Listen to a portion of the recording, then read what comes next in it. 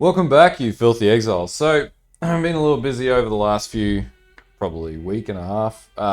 It's end of financial year, so yeah, it's just a really hectic time of the year. But I'm gonna try and stream and put some videos together like this. So I'm looking a bit worse for wear, as I can see in my view screen here. But it's all good. So anyway, this is an update 4, and I'll keep it relatively quick for my crack lance build. So.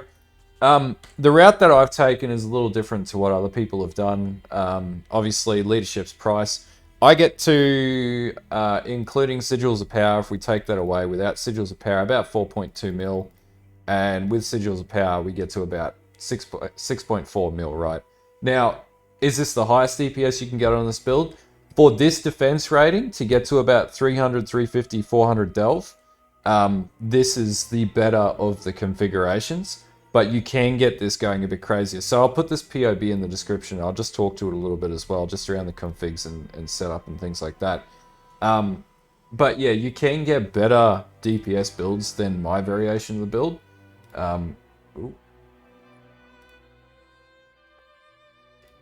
There we go. My head's out of the way. And you can do that through using staves. So basically, there's a couple of ways you can go about this. So you can stack Doriani's prototype and go shock, and then negative stack lightning res, which is much easier this league because of the rings that you can get.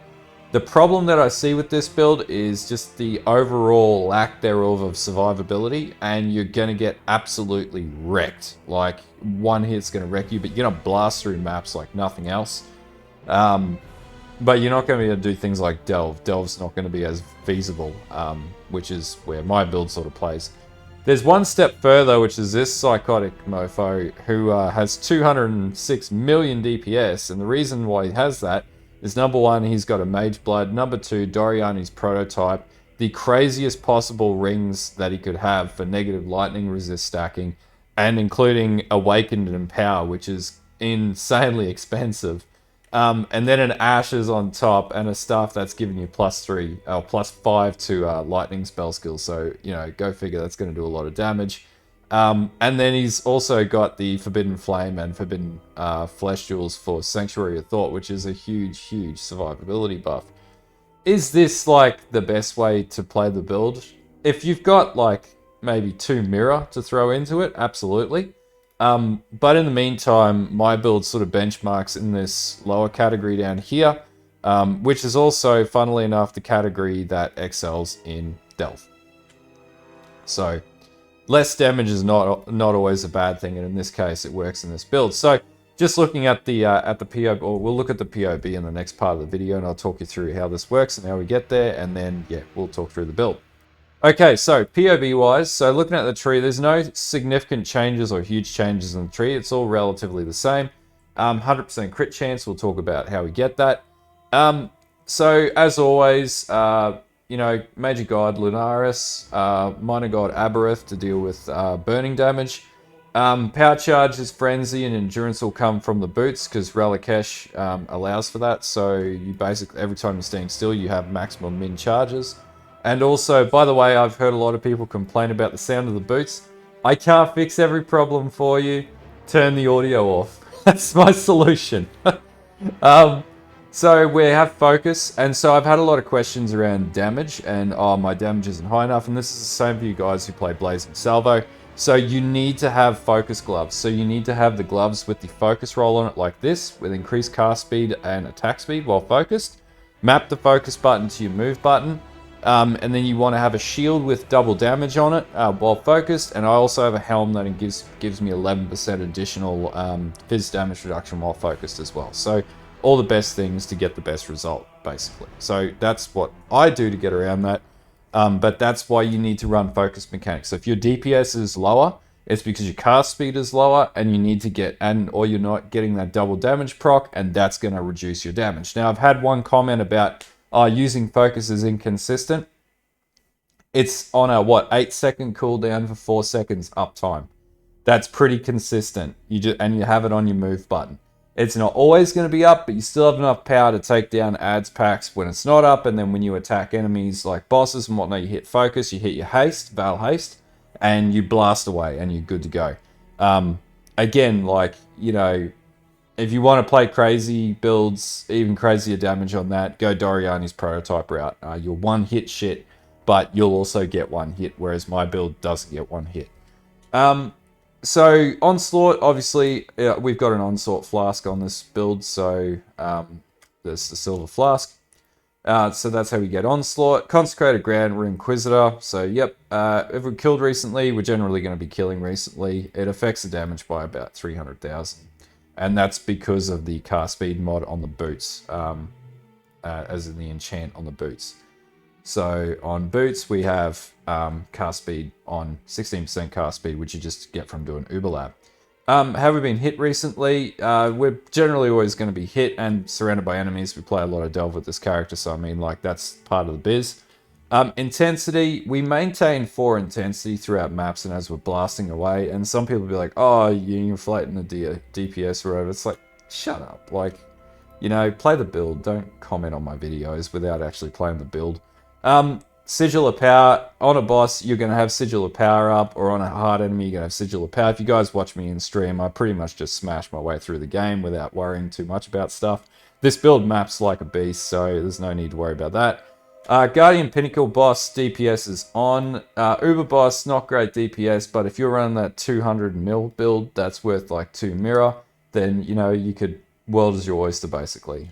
Go crazy. Enemy is hexproof. I don't know why that's ticked on, but it was on. It doesn't need to be on. And then basically Scorch, because we have the leadership's price on the chest, which is this. Scorch is at 30%, 6% brittle, which gets us up to 100% crit anyway, and 15% sap. And our lightning exposure comes from our Awakened Lightning Penetration gem, which is this here. So we get exposure. And that's basically it. Now, I haven't perfectly rolled the gloves, the implicits on the gloves. I haven't perfectly rolled the implicits on the helm, but I do get mana regeneration and also some crit strike chance for spells as well, which gets me up to that 100% easier. And the chest also have all resist implicit and also have effective non-curse auras as well that I've got on there too.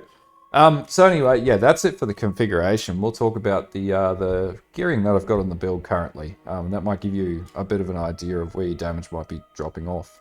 Okay, so from gearing perspective, wand hasn't changed. I'm just lazy, and this was just a really good one. Cast speed, flat spell damage, crit multi, other targets, and lightning damage to spells. If you can get all of those, you'll be good. If you can get a +1 to lightning, all lightning skill gems, even better. Or spell gems, sorry. Helm. Literally regeneration rate, regeneration, flat life. I've got cold res on mine, and I do have the enchant for Crackling Landstar, 60% increased cast speed. If you went increased damage, it'll give you more damage, but I went cast speed by maybe like 100, 200k. I like cast speed because I just like blasting like this. I think it looks cool. So, you know, sue me. I got like 200k less damage because I think it looks cooler. I'm only human. Leadership's price with charisma, anoint, pretty easy stuff. So you will have to get a, what is it, a corrupted Val, not corrupted, oil or whatever it is, to be able to do this, but it is doable. Shield, no change, just life regeneration rate, all resist, double damage while focused, shitload of armor and life. Rings, same thing, gifts from above. I've just got a corrupted ring with cast speed roll on it. I think it's a really cool item, does really well. If you can get a Death's Rush, it's going to give you a huge boost, 25% cast speed boost with adrenaline. I'd recommend doing that if you can. Also, bear in mind, that won't apply when you're taking on bosses, but it is just a convenience sort of thing. My other ring, again, I haven't really focused too much on the gearing on this. I've sort of been playing a second build to the side. This one I just used to spank bosses, but if you can get a better ring than this, your target is Dex, Cast Speed, Life, and Cold Res. At least this was mine. Gloves, as noted, you need the focus roll on the gloves. If you don't have it on your gloves, that's why your damage is low. It's really cheap to get those gloves. Just buy some cheap 10 or 15C gloves and you should be on your way. Pretty easy fix. Same thing with belt. I've just still got a leather belt. It's just a really good leather belt with a lot of regen. It's not best in slot, but it's good for this build for what it is right now. And then I've got Relicash, Impatience. Down the POB, I do have cast speed. In here, I have the stupid crit roll. I've put it in the POB so you can see what the last upgrade I'll do with the build as it is right now is before I go to like Mage Blood level shit. But that's basically where you need to be. Now, Flasks, literally just Eternal Life Flask. I've barely, or if ever, had any problems with Corrupted Blood because I out-regenerate it. I have a Quicksilver Flask, Silver Flask for Onslaught, a Granite Flask for survivability, and also a Bottled Faith, because why not? Might as well have a Bottled Faith. And when I go into Delve, you guys will see me switch between my Quicksilver Flask and my Quartz Flask. The reason being is I have a movement speed roll in the Quartz Flask, and also you need the Quartz Flask to navigate through mobs and packs and walls and shit in Delve, or when you're taking down the Crystal King, it's just a quality of life thing. Whereas with Quicksilver Flask, you're just going to be running into shit and you're going to get frustrated and it's really going to be annoying. And that's pretty much how the gearing works. Really straightforward. And all this will be in the POB for you as well. So anyway, we'll get into the gem setups in the next section. Okay, gem setups. So in the Helm, Divergent Righteous Fire, Frost Shield. I switched from Ice Wall to Frost Shield, or Frost Wall to Frost Shield. Frost Wall was getting in the way and annoying me, but if you're really struggling to dissect enemies around you, in particular with the new Archnem mods, Frost Wall is a really good way to get around that on a cast and damage taken setup. I've also got Val Haste, which I use quite often when it recharges, and you'll see me pop it during maps or on bosses when it becomes available once it gets souls. Which also means that you could potentially get the belt or the shield enchant for while you're in soul regeneration prevention to increase your armor by like another 3,000. That's another survivability layer you could build in here. In the shield, I've got Arctic Armor, Clarity, and Determination. So I've had a lot of questions about managing mana regeneration. I just run Clarity, honestly. It fits into this build. I'm only running mainly defensive auras here anyway. I've got 5 auras, and including Defiance Banner, Arctic Armor, Clarity, Determination, and Temper Shield. Literally just run all defense auras, because that's all we need. The damage just stacks up because of leadership's price. In my wand, I've got Flame Dash, Sigil of Power, and Temper Shield. Got a level 21 Sigil of Power. Higher the level, more damage. You know, go figure. In my main setup, I've got a Phantasmal Crackling Lance. The reason why I use Phantasmal is it's got increased cast speed per quality. Awakened Spell Echo, which I got last week, or the other day, I think, sorry. I've got added Lightning Penetration, which I corrupted to level 6 again this league. I lucked out. And Intensify at level 21, Critical Damage Support, and Divergent Inspiration gets your cast cost down significantly. It is more expensive this league than what it has been in past leagues. But from there we go from 63 per cast to 36 per cast, almost half the cast speed. Though it's worth a fair bit right now. Though I do have a 2120 that I corrupted, so it wouldn't necessarily be worth that much. I got some pretty exy gear on here. If you don't get it perfect, it doesn't matter. It's not going to be too much of a difference between 20 and 21. You'll be fine. Defiance Banners on my gloves with Anomalous Assassin's Mark. The reason why I use Anomalous is you get increased damage against targets, so it makes sense to use it. Faster attacks and shield charge, so I have 2 movement skills being shield charge and flame dash, because you never know when you need both. And then on my boots I've got a custom damage taken, increased duration for Molten Shell, and Stone Golem. So the Stone Golem just pops as you're sort of playing, and then it gives you increased regeneration. And right now I have, you know, natively 1,180 life regeneration per second and 1,300 ES regen per second. One of the other questions I got around the burn on your RF as well, you need to have at least 800 life regeneration per second while you've got the we've got the Glorious Vanity attached in order to beat the burn from Righteous Fire, so you can have that up so that your life doesn't go down. Or your ES doesn't go down. So this way I have, you know, 6.2, nearly 6.3 EHP. But that's basically how you get around that. So anyone asking that question, I've seen that question a lot. You need at least 800 life regeneration per second so that your RF doesn't eat away at your energy shield.